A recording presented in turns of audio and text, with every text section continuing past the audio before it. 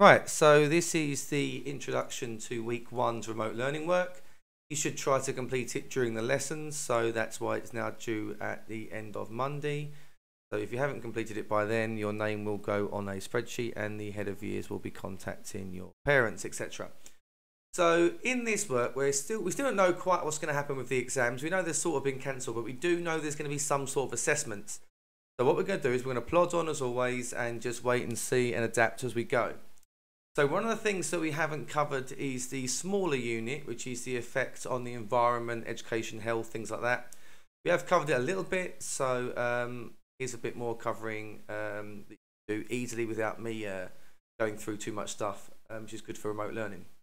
So basically, imagine this was a bit like a right to write, because that's essentially the sort of idea of how I laid this out. So I've got some questions that you find the answers out to, so you do a little bit of research, not very difficult. And then you've got your answer that's done very similar to a right to write style, which we did with the introduction, a body and a conclusion. So this is sort of a revision tool as well as an 8-mark question.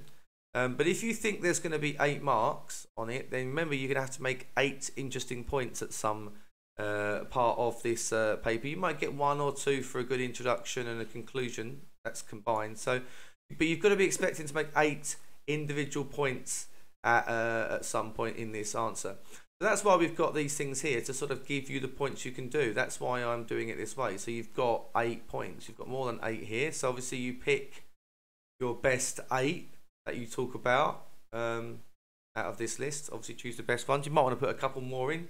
And don't just list them as such. I mean, you can do that in the exam, but what I'd rather you do is make them into full sentences. Just it helps with revision as well. So yeah, that's it. You basically go through this template, and this is templating you answering the question. So really, this would be how you would answer an 8-mark or 12-mark question. Is you would sort of break it down into the subtopics, give you points, and then you would create an answer out of those points.